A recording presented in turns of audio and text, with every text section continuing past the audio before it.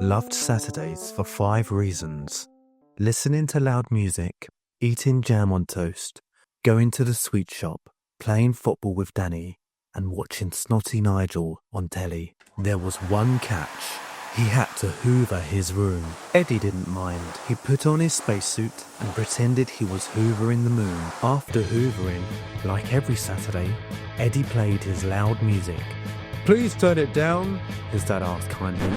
"I have a headache." "That's unfair," Eddie shouted.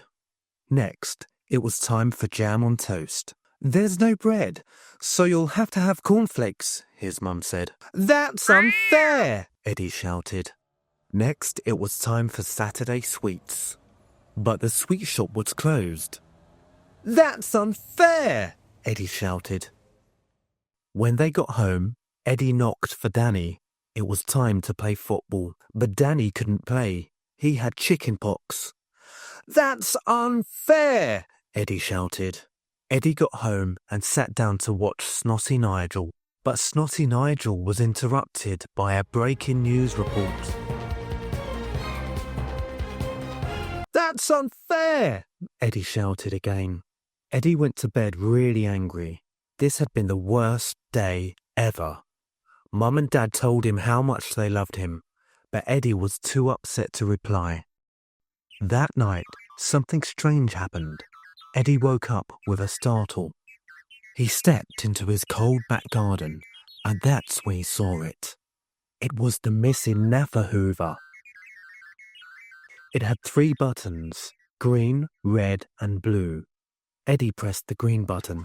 Suddenly, his house went whooshing up. He pressed the red button, and the Hoover stopped.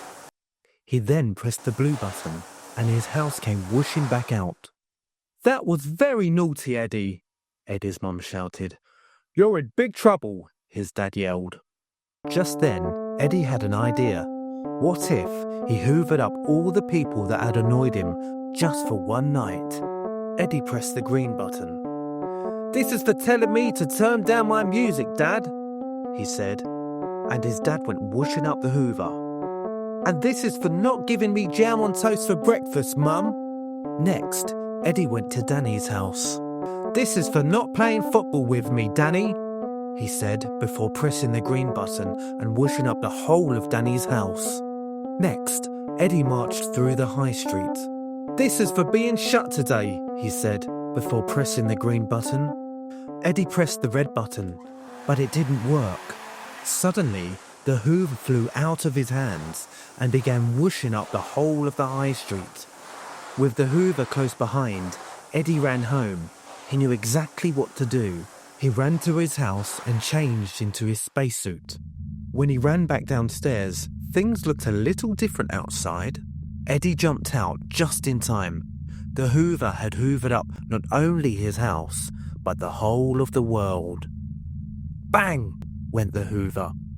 It seemed it had finally finished. The moon was the only place Eddie could see to sit. He flew over to it, dragging the Hoover behind him.